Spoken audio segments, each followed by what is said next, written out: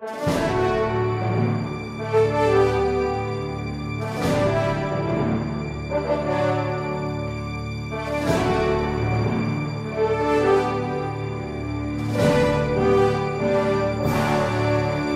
nome do Pai, e do Filho e do Espírito Santo.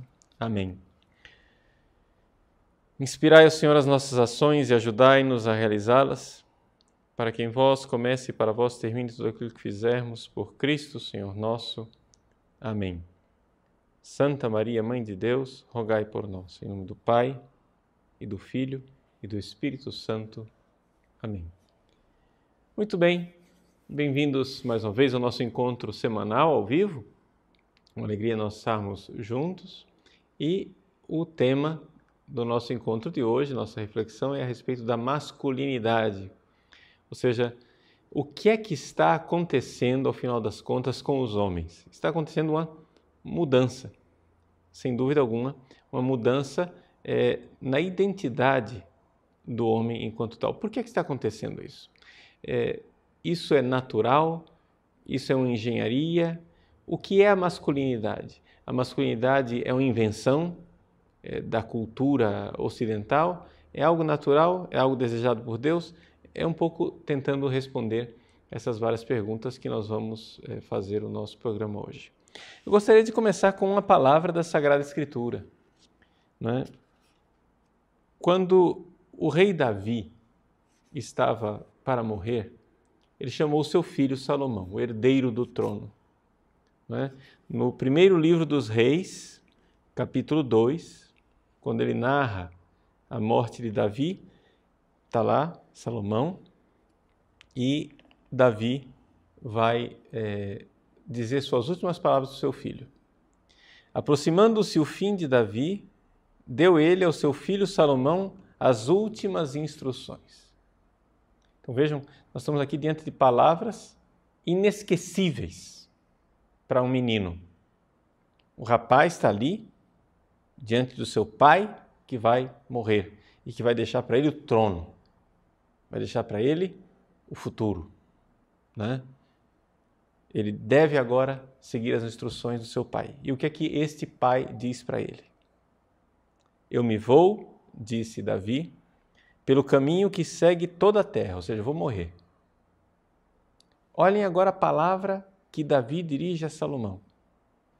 Sê corajoso, porta-te como homem. Ou seja, de todas as coisas que Davi podia dizer para Salomão, na hora da morte, o que Davi diz para Salomão é isso. Confortare esto vir. Confortare, em latim, quer dizer, seja forte, seja corajoso. Esto vir, seja homem. E por que Davi diz isto? E nesta palavra de Davi nós encontramos uma palavra que tantos e tantos pais repetiram para os seus filhos, né? Certamente muitos de nós ouvimos isso dos nossos pais, nós, homens, né? Varões do sexo masculino, ouvimos várias vezes do nosso pai, seja homem, menino. Quantas vezes vem aquela palavra, engole esse choro, seja homem, para com isso. Por que essa exortação? Porque essa palavra que entrou até na Sagrada Escritura, seja homem, esto vir. Eu nunca ouvi uma mãe dizer para sua filha, seja mulher. Não existe isso, né? A mãe não diz isso para a filha. E nenhuma mulher precisa se afirmar na sua feminilidade. Eu nunca vi uma mulher dizendo, peraí, eu sou mulher. Não, você ouve isso dos homens. Não, peraí, eu sou homem, rapaz. Eu sou homem. É uma afirmação. Por que essa necessidade de afirmar? Por que é que os pais sentem necessidade de dizer para o filho, seja homem, e o filho sente necessidade de dizer, eu sou homem? Por que isso? Bom, se nós formos estudar aquilo que é a natureza criada por Deus, nós iremos descobrir o seguinte, que o substrato básico do ser humano é a feminilidade. E quando o homem, então, surge, o varão, o homem do sexo masculino surge, ele surge como um esforço. Isso é verdadeiro biologicamente, isso é verdadeiro psicologicamente, isso é verdadeiro espiritualmente. Vamos analisar essas três coisas. Biologicamente, bom, primeiro, aqui é simplesmente um telegrama, ou seja, eu não sou competente em biologia. Mas, nos livros que eu li, me parece que todos estão de acordo nisso, que o embrião, né, o pequeno bebê que está lá no útero da mãe, o embrião, ele é inicialmente feminino. Ou seja, claro que, vejam, geneticamente já é um homem, tá? Já é XY, não estou negando isso. O que eu estou dizendo é que a forma de desenvolvimento do embrião é assim, vai formando uma menina. E se esse desenvolvimento seguir de forma linear, vai nascer uma menina. Para nascer um menino é necessário uma espécie de revolução química, né, dentro do embrião, ou seja, entram em ação fatores a uma atividade, ou seja, se continuar na sua passividade, vai nascer uma menina, mas de repente entra um fator a mais e então nasce um menino. Então, biologicamente, a gente vê que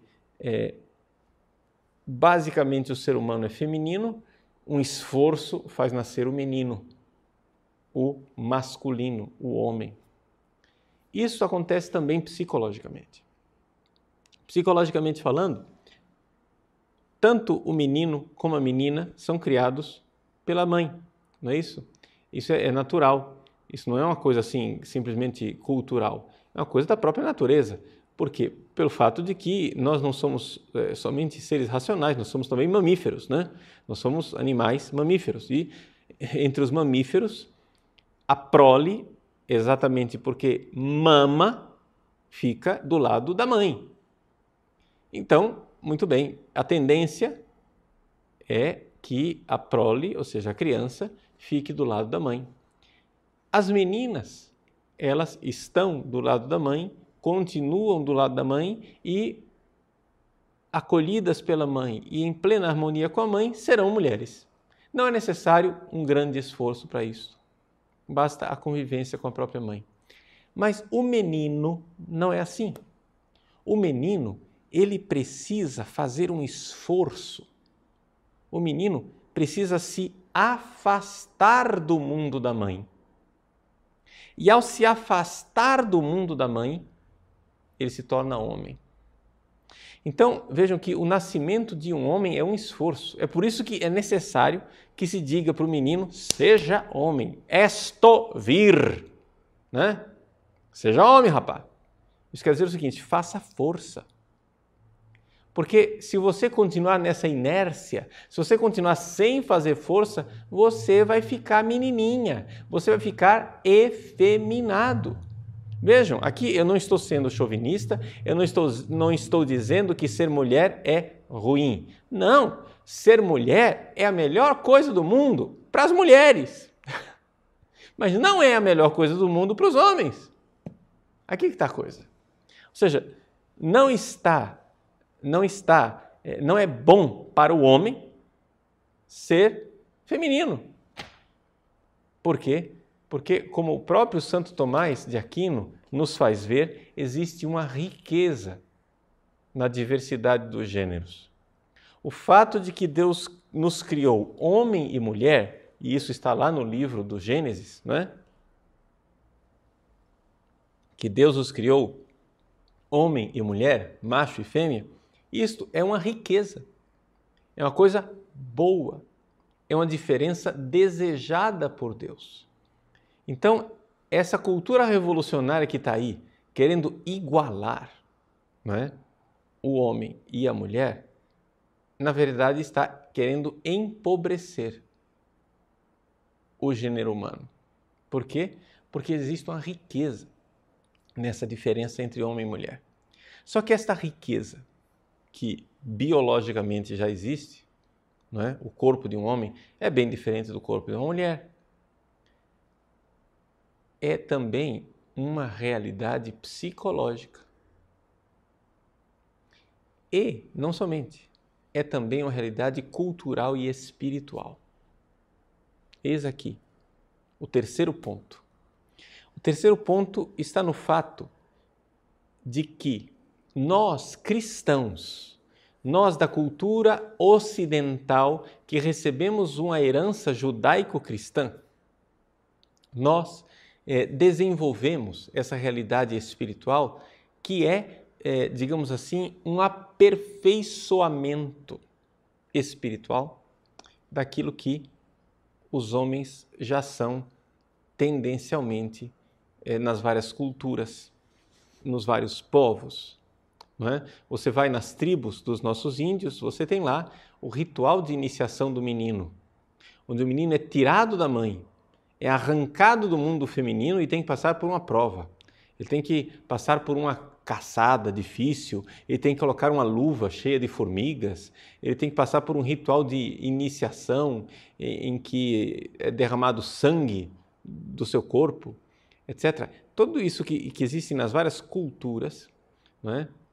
Para nós, cristãos, surgiu como uma realidade que nós poderíamos resumir numa única palavra: sacrifício.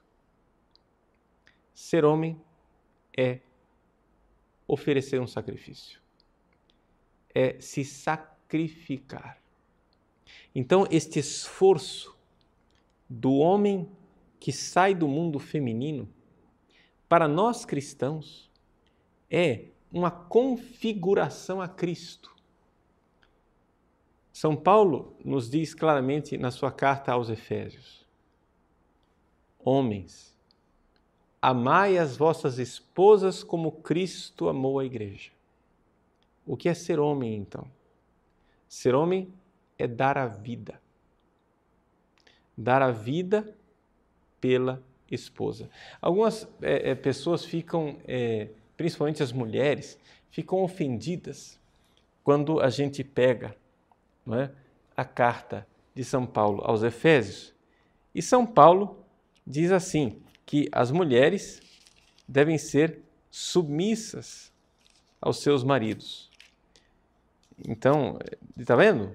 O cristianismo nasceu chauvinista.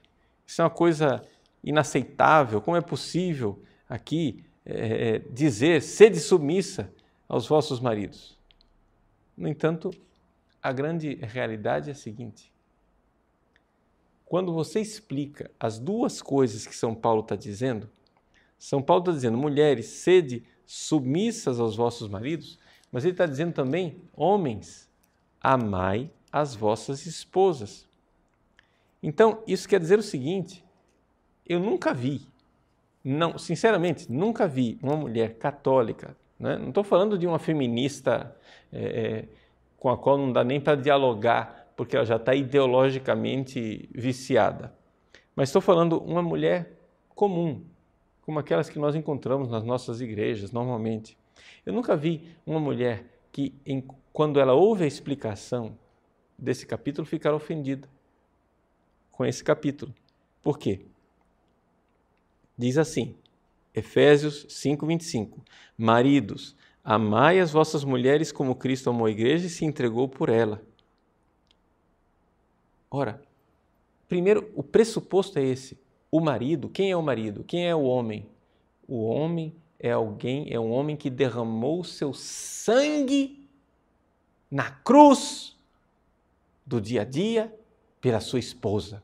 Amou sua esposa como Cristo amou a igreja, com sacrifício. Muito bem. Uma vez que houve isso, uma vez que houve esse sacrifício, quando a gente diz, versículo 22, mulheres sejam submissas a seus maridos, nenhuma mulher fica ofendida. Não fica ofendida porque ela não tem dificuldade de se submeter a um homem que fez isso. Ela tem dificuldade de se submeter a um crápula, desregrado, chauvinista, tarado, maluco. Isso aí sim. Mas não a um homem que derramou o seu sangue por ela. Vejam que isso está dentro da nossa cultura cristã. Dentro da nossa cultura cristã se formou este ideal, não é? Do cavaleiro cristão, ou seja, o homem que luta, não é? O homem que tem valor, o homem varonil, não é? Que então deve alcançar esse grande desafio que é proteger a sua família. Então veja como é que se faz um homem, né? Se vocês quiserem aprofundar essa temática, existe um autor chamado Richard Hawley, que escreveu vários livros, ele escreveu uns 20 livros sobre esse tema, mas o livro clássico dele é Boys Will Be Men, Meninos Serão Homens, Masculinity in Troubled Times, Masculinidade em Tempos Perturbados. Richard Hawley, ele resume isso que eu estou dizendo aqui numa frase muito simples. Em uma palavra, masculinidade deve ser compreendida como uma viagem, como uma tarefa, como um desafio. Ou seja, a masculinidade é uma viagem, uma tarefa, um desafio. Eu devo chegar lá, eu devo me fazer homem. Esto vir, seja homem. Não é? E o que quer dizer isso? Essa realidade do cavaleiro cristão, do homem, né, que enfrenta o inimigo, que enfrenta a batalha para defender a sua família e faz isso com o sacrifício do seu próprio sangue. É baseado nessa ideia de masculinidade que nós temos as nossas famosas histórias, né, que a gente conta para os nossos filhos, ou pelo menos contava, né, até que inventaram as histórias pervertidas modernas. Mas as histórias tradicionais que nós temos, por exemplo, da Bela Adormecida, que está lá num castelo adormecido, etc. E então o príncipe enfrenta uma floresta terrível, um jardim cheio de perigos, encantado, com dragões, isso e aquilo, para finalmente chegar lá, na Bela Adormecida, e salvá-la. Essa história de príncipes em cavalos brancos que vêm salvar donzelas, nada mais é do que este ideal do Cristo que dá a vida pela igreja, ou seja, do homem que se sacrifica, do homem que se oferece em sacrifício. Agora, o problema é o seguinte, é que nós estamos diante de uma ideologia que está destruindo a masculinidade. Por quê? Como vocês viram, a masculinidade ela é natural, mas ela não é espontânea. Entendem a diferença? É natural. Por exemplo, é natural que um desportista tenha o seu físico atlético, bem formado, sadio, mas não é espontâneo. Se você ficar sentado no sofá de casa, você nunca vai ter esse físico. Entende? Se você ficar no sofá de casa, o que você vai ter é um físico sedentário, gordo, cheio de problemas de saúde, etc. Não é isso? Muito bem. Então, assim também, é natural, mas não é espontâneo ser homem. É natural ser homem, mas precisa de um esforço para ser homem. Precisa de um esforço espiritual para ser homem. E o que é que nós vemos? Nós vemos que a partir da década de 90, especificamente, surgiu uma palavra chamada metrosexual. O que é um metrosexual? Um metrosexual é um homem apaixonado por si mesmo, não é? O problema do metrosexual não é que ele é heterossexual, homossexual, bissexual, ou seja lá o que for.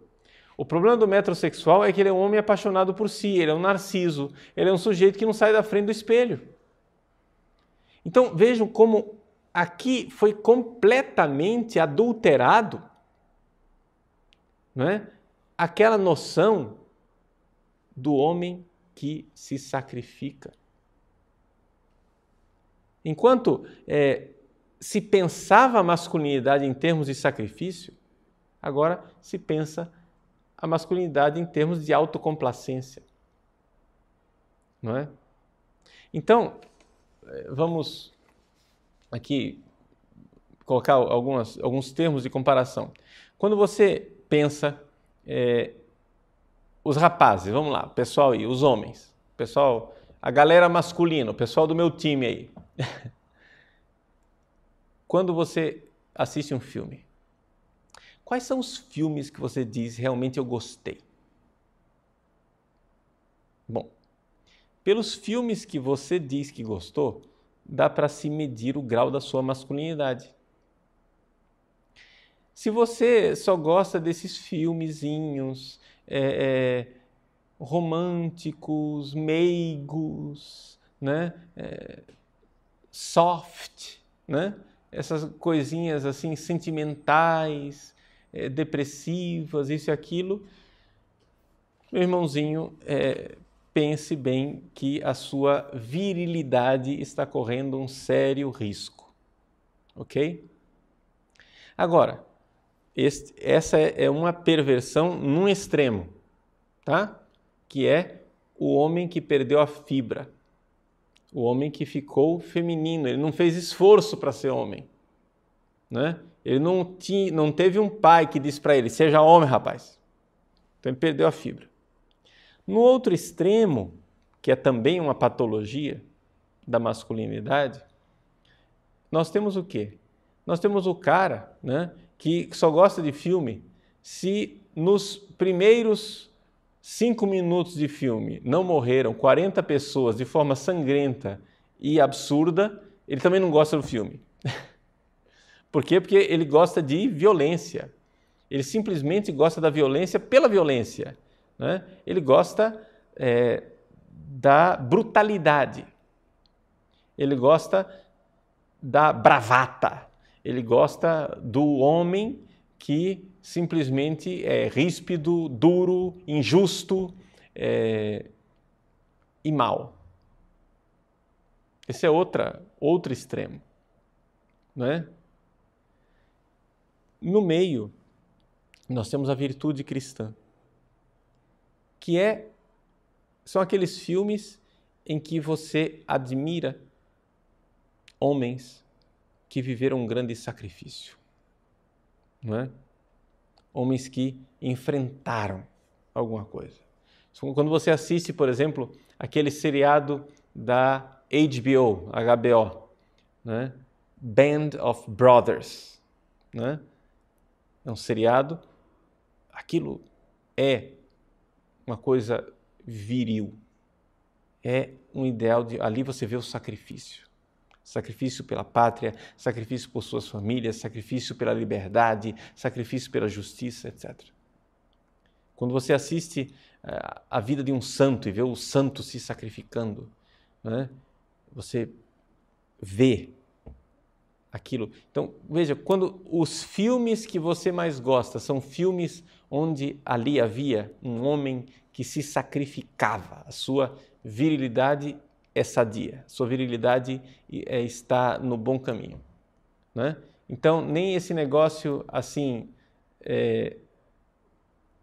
manteiga derretida, gelatina, né, sem fibra, mas também nem a brutalidade e a injustiça, não. Existe um equilíbrio na masculinidade, não basta ser macho, você tem que ser masculino, ok? Masculino quer dizer o seguinte, é típico do masculino saber medir a força e usá-la para o serviço. Você veja, por exemplo, o ideal masculino de homem, né, o ideal cristão de masculinidade é o homem que sabe ser gentil, cavalheiro com a mulher e sabe ser viril, corajoso e forte com quem está agredindo sua família, agredindo as pessoas que ele ama. Então, faz parte da educação masculina, por exemplo, quando um homem educa o seu filho. É típico da educação masculina, né, que o menino aprenda a lutar, né? Aprenda a... Então, você vê o homem mais velho brigando com o menino pequeno, quando de repente a criança desfere um golpe com toda a força e violência no homem mais velho, o homem mais velho pega o bracinho dele e diz: não faça isso, e mostra para ele,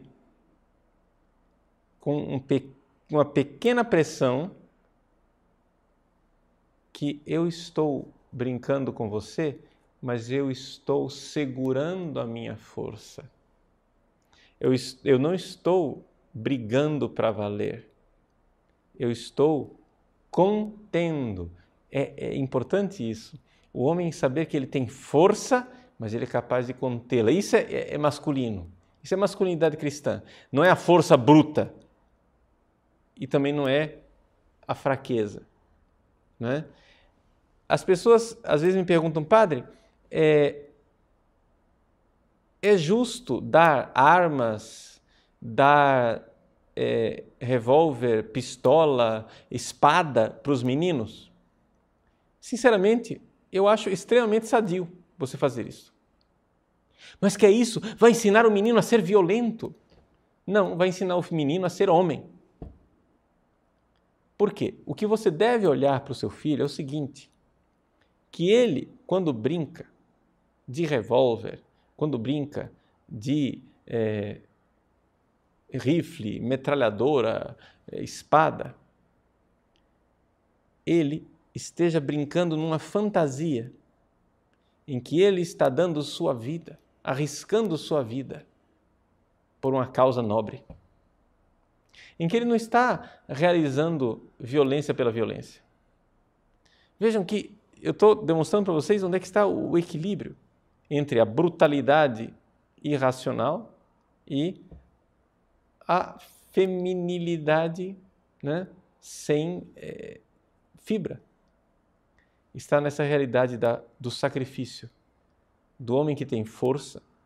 Então, existem algumas virtudes que, embora sejam partilhadas também pelas mulheres, são tipicamente masculinas, não é? Fazem parte do pacote, digamos assim, da virilidade. A coragem, né? O ter iniciativa, ser proativo, a determinação, você fazer um projeto e dizer eu vou até o fim, uma certa sadia autoconfiança, disciplina, honradez, tudo isso fazem parte desse pacote da virilidade. Infelizmente, o metrosexual, o que é que ele é? É um homem que perdeu a sua masculinidade. É um homem que, embora possa até mesmo gostar de mulheres, ou seja, ele possa até mesmo sentir atração sexual por mulheres, ele, na verdade, é muito feminino. Por quê? Porque ele introjetou em si mesmo aquela passividade típica do feminino. Ou seja, é a mulher quem seduz de forma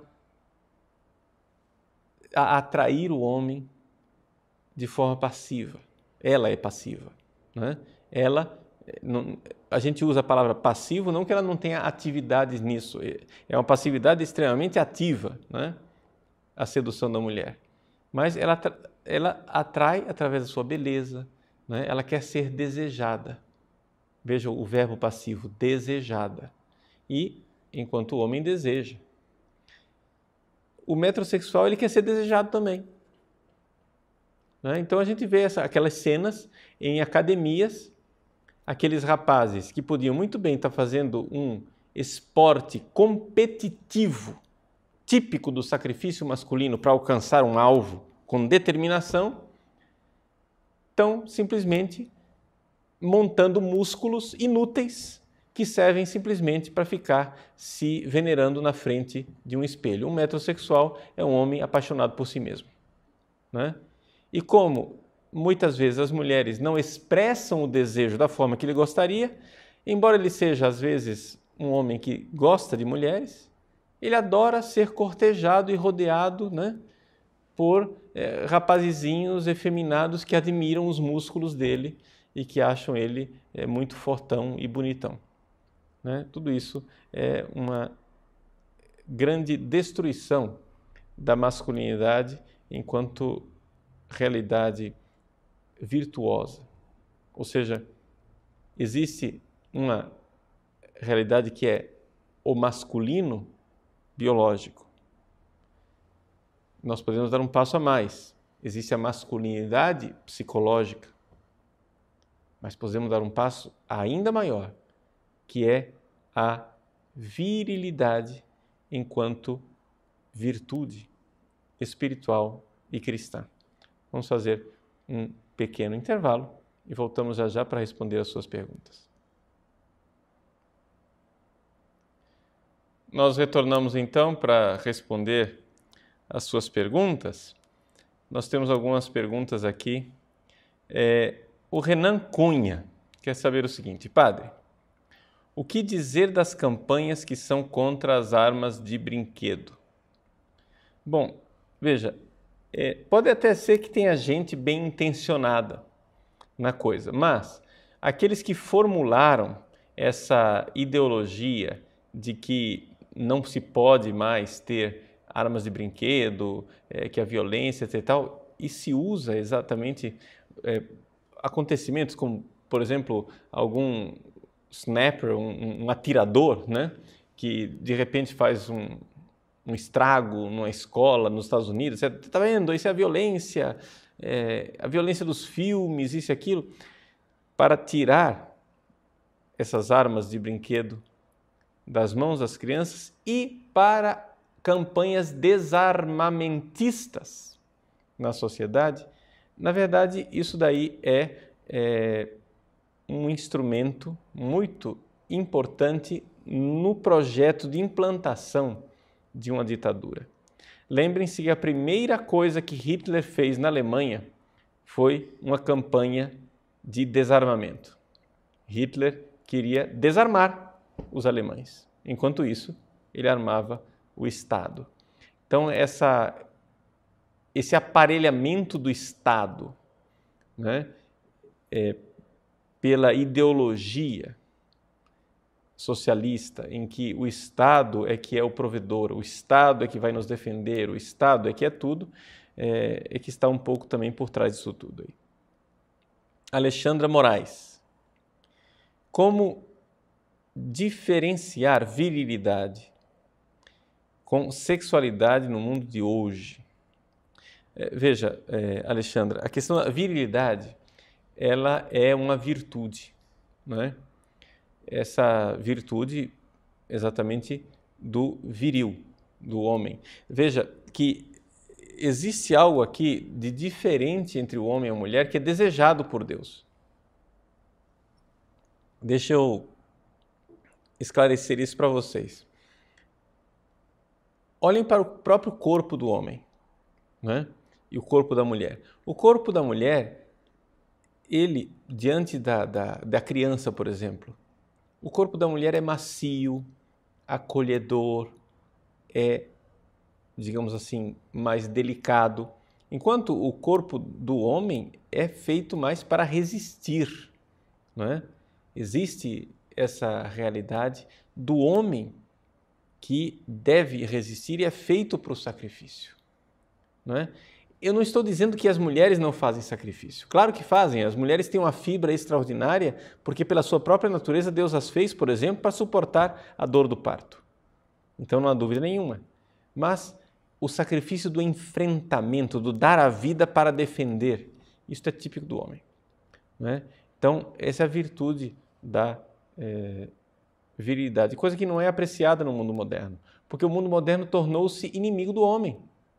Você veja que pela ideologia revolucionária que nós temos hoje em dia, os culpados de tudo são sempre quem? Os homens heterossexuais, brancos e ricos. Esses são os culpados, são os vilões da história. Então, quem que digamos assim, protegido pela ideologia atual? É mulher, homossexual, negro e pobre. Não tenho nada contra nenhuma dessas categorias de pessoas. Eu só acho que demonizar um homem porque ele é branco, heterossexual, rico, né? Eu acho que é uma coisa sem cabimento. E é a demonização de uma virtude que é a virtude que sempre nos salvou das ditaduras. Se você quer implantar uma ditadura, então, muito bem, feminilize a sociedade. Você não vai ter homens para defender as famílias dos ditadores. Renato Varges, Padre Paulo, sua bênção. Gostaria que o senhor falasse dos riscos da ideologia de gênero que vem sendo implantada em nossa cultura. Veja, Renato, ideologia de gênero é um termo muito mais amplo do que simplesmente a questão da masculinidade que nós estamos tratando hoje. Ideologia de gênero, ela tende a olhar a diferenciação entre homem e mulher como sendo uma coisa negativa e eles querem igualar o homem e a mulher. Como? Masculinizando a mulher e feminilizando o homem. Na verdade, aqui a ideologia de gênero ela age tanto na descaracterização do masculino como também na descaracterização do feminino, não é? Que aí mereceria um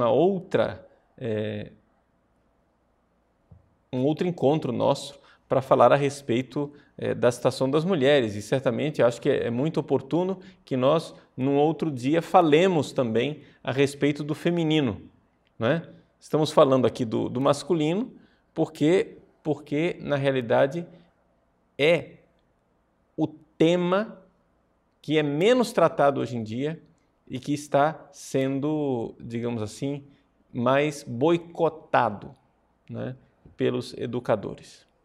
Nelson Carvalho. Devemos compreender, então, que a fisicultura, por se enquadrar na idolatria do corpo, é também antimasculina? Não necessariamente, Nelson. Veja, existe tudo o que a gente faz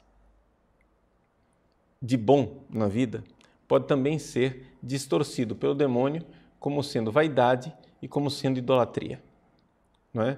Então, por exemplo, só para tirar do campo do corpo, vamos colocar no campo de um virtuose musical, ou seja, um instrumentista virtuoso que tem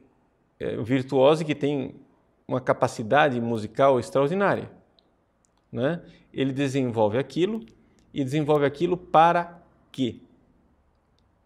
Para se mostrar simplesmente? Ou se desenvolve para simplesmente o amor à arte, né? Então, depende um pouco de como é que você espiritualmente vive aquilo. Então, é claro que o fisiculturismo voltado simplesmente para uma exibição pessoal, com uso de anabolizantes, de drogas, etc. e tal, é evidente que a coisa ali tem uma certa dificuldade espiritual por trás. No entanto, nós não podemos descartar que a coisa possa ser feita com outro espírito, não é? E seja como for, a questão da idolatria não é necessariamente antimasculina, né? Porque pode haver também a idolatria aplicada ao homem, né? O homem que idolatricamente se apresenta de forma viril. Andressa de Jesus, um rapaz que cresceu e foi muito mimado pela mãe, tendo somente ela como referência, é possível reverter isto? Sim, Andressa, é possível reverter, sim. Só basta você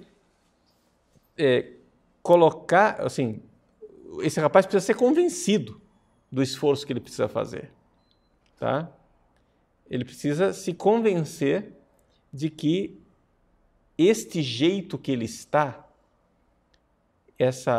esse perfil efeminado dele, é algo que não faz parte da natureza dele, não é? Assim como não faz parte da natureza de um músculo ser atrofiado, não faz parte de um homem ser efeminado, não é? Por quê? Porque é simplesmente o fato dele ser efeminado é simplesmente o fato de que ele não desenvolveu essa, aspas, musculatura, ou seja, ele precisaria de fazer um esforço para ser mais masculino. A dificuldade, Andressa, é convencer o rapaz, né? Se houver um outro homem, né? Porque geralmente aqui que está a dificuldade. As nossas mães, elas são pessoas extraordinárias e elas são muito boas para nos formar como pessoas humanas, mas elas são incapazes de nos formar como homens. Uma mulher não educa um homem. Quem educa um homem é outro homem, porque isso é uma questão de imitação. O rapaz precisa ter modelos masculinos. Então, se ele encontrar um outro homem no qual ele possa confiar, né, e que ele admire, e que possa apresentar para ele modelos de homens, os santos, os grandes heróis, grandes soldados, etc., que ele queira imitar, né, as coisas podem, de alguma forma, ser revertidas. De alguma forma, talvez não totalmente, mas de alguma forma pode sim, né? Gisela Lamarca. A masculinidade necessariamente vem da formação dos pais. Somente uma família pode formar homens e mulheres de fato? É isso mesmo? Não, Gisela, não é necessariamente dos pais, mas os pais, evidentemente, contribuem enormemente para isso. Também porque a identidade, a diferenciação entre menino e menina se dá numa fase da infância lá, pelos 7 anos de idade, mais ou menos, em que o menino começa a rejeitar. Eu não quero usar cor-de-rosa, eu quero usar azul. Isso daqui não é de... Ele começa a notar que existem coisas de menina e coisas de menino. E esse movimento é interessante que ele seja incentivado no rapaz. Isso daí acontece em termos sociais, com aqueles com os quais a criança convive nessa época. Se a criança convive muito na escola, se a criança convive muito com os vizinhos, convive muito com os avós, né, as coisas acontecem um pouco no convívio e nos modelos. Axio calumnie. Padre, o que faremos com as nossas escolas que estão cada vez mais ensinando o homossexualismo? Bom, meu irmão, por enquanto, com as escolas nós não estamos prontos para fazer nada, porque não temos articulação para isso, mas nós podemos sim fazer com os nossos filhos, não é? Que é exatamente ensinar para eles que as coisas na escola estão sendo ensinadas de forma errada, de forma inadequada. Agora, quero lembrar uma coisa. Você quer ter filhos, mas não quer gastar tempo com seus filhos. Não estou dizendo você, tá? Eu estou dizendo assim, na teoria. Se uma pessoa quer ter filhos, mas não quer gastar tempo com seus filhos, desista, né? Ou seja, você teve filhos, mas larga seu filho na creche, na escola o tempo todo, tempo integral, de manhã até a noite. Quanto mais tempo o menino fica na escola, para você melhor, e você está lavando as mãos como Pôncio Pilatos, meu irmão, você não está cumprindo sua missão, né? É necessário que a mãe, é necessário que o pai dediquem tempo aos seus filhos, né? Precisamos dar a vida pelos nossos filhos. E a nossa vida, o sangue que constitui a nossa vida, chama-se tempo. Se você não quer dar tempo para os seus filhos, você não está dando a vida pelos seus filhos, não é? Então é necessário tirar tempo para seus filhos. Pedro Augusto. O Senhor disse certa vez que o pai serve para dar costas quentes ao menino. Porém, muitos de nós somos, na melhor das hipóteses, filhos do divórcio. Existe algum conselho para nós? Sim, Pedro, existe o conselho que é o seguinte. O próprio São Paulo nos recorda. Dobra os joelhos diante do Pai, Deus Pai, do qual provém toda a paternidade. Ou seja, o Pai mesmo que nos dá costas quentes é Deus Pai, né? Todas as outras paternidades são analogias, né, dessa paternidade divina, né? Então, nós, na verdade, não podemos pretender achar em modelos humanos paternidades perfeitas. Todos nós temos uma ferida paterna, tá? Todos nós. Se nós vamos lembrar, né? Interessante, se nosso Senhor Jesus Cristo é modelo, então vamos lembrar que Maria foi imaculada, mas São José não era imaculado. Claro que Deus Pai, perfeitíssimo, mas é aqui que está. A paternidade de José era um analogado da paternidade divina. Então, na verdade, a ninguém chameis de pai, né? Diz nosso Senhor. Isso quer dizer que nós precisamos entender que pai mesmo é Deus. Nós iremos continuar esse nosso tema aqui a respeito da masculinidade na semana que vem. Por quê? Porque eu ainda não tratei desta questão de masculinidade dentro da igreja e não tratei da questão da masculinidade com relação à paternidade, que esse capítulo aqui que você está colocando, Pedro, da questão da paternidade é muito importante, né? Ou seja, como ser pai, e todo homem verdadeiramente maduro, ele é pai. Então isso aí merece um tratamento à parte, ok? Fenrir Lobo Real. Por que o feminismo quer acabar com o instinto do homem, mas não liga para a hipergamia feminina? Veja só, na verdade, trata-se de uma masculinização da mulher e uma masculinização errada. Deixa eu explicar a coisa. É o seguinte, de uma forma geral, se você for olhar, vamos ficar aqui só no campo biológico, tá? Esquece um pouco, põe a alma de lado. Eu sei que é uma perversão deixar a alma de lado, mas infelizmente pelo pecado original, nós vivemos a nossa masculinidade e feminilidade de forma desordenada. Então vamos olhar os instintos animais. Nos instintos animais, o macho, ele tende a ter relações sexuais de forma inconsequente, ok? Então, existe esse instinto masculino, o macho precisa descarregar os seus instintos. Então, digamos assim que a lei básica do macho é que esperma é barato, ou seja, esperma não custa nada. Um orgasmo para um animal macho custa muito pouco. Enquanto na própria natureza animal, a fêmea, ela é mais recatada sexualmente falando. Por quê? Porque a fêmea sabe que as consequências da relação sexual ficarão com ela. Ou seja, dentro de uma dinâmica da sexualidade simplesmente animal, a fêmea vai tentar evitar a relação sexual e vai, então, ser mais recatada, porque, segundo essa lei, poderíamos dizer, entre aspas, que óvulo é caro, né? Esperma é barato e óvulo é caro. Ou seja, na relação sexual, a mulher fica com todas as consequências, a fêmea fica com todas as consequências.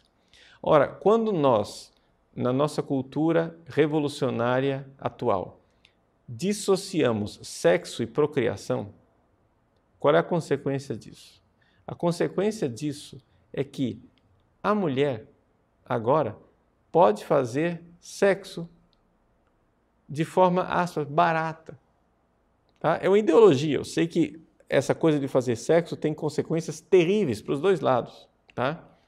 Só que, ideologicamente, a mulher, então, agora pode fazer sexo de forma inconsequente.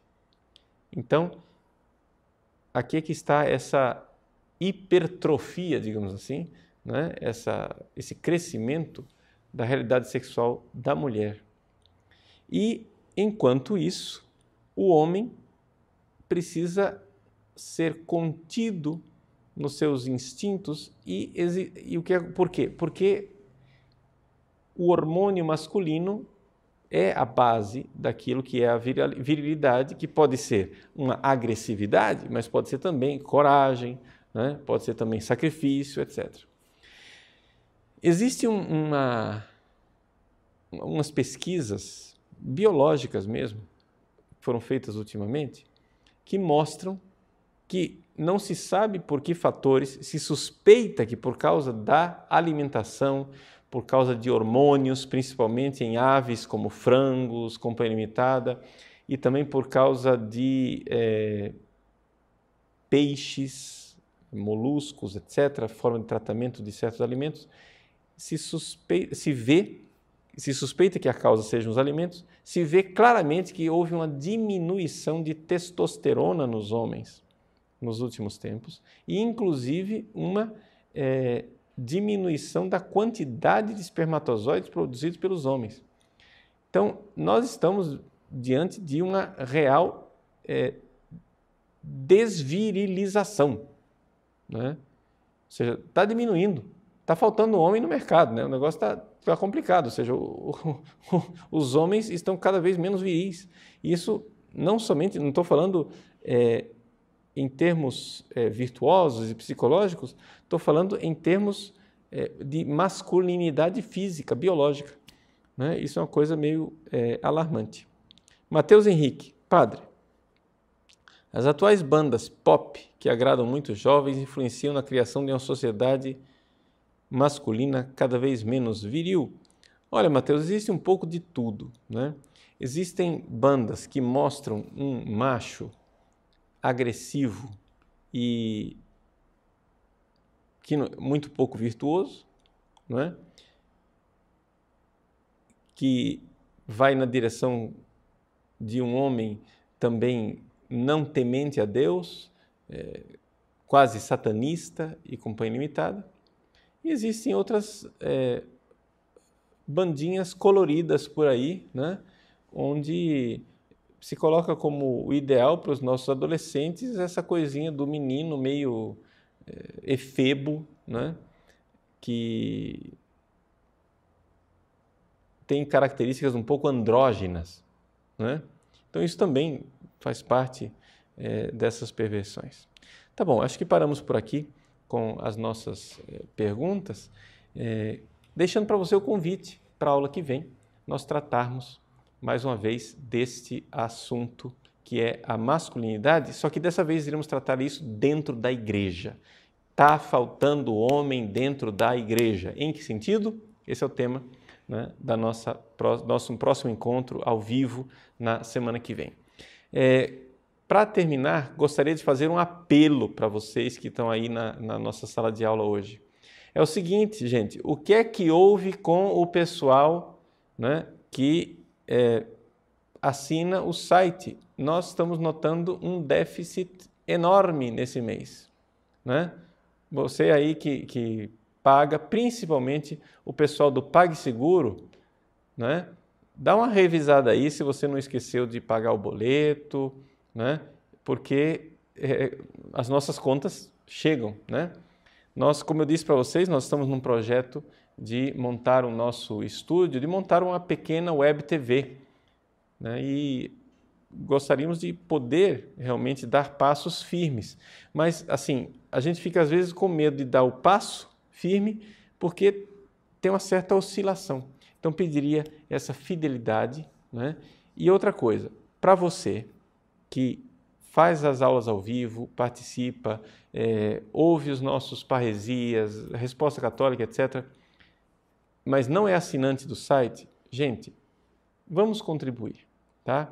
Vamos contribuir, são R$ 35 por mês para manter um serviço. Nós estamos precisando contratar mais pessoas, comprar mais equipamento, né? Estamos aí já com metade do equipamento comprado, mas não temos ainda condições, por causa da iluminação que nós não temos, de fazer chroma key, mudar a questão de cenários, etc., enriquecer. Precisamos de mais funcionários também para enriquecer as nossas aulas. Essa semana, eu vou postar aí para vocês um exemplozinho.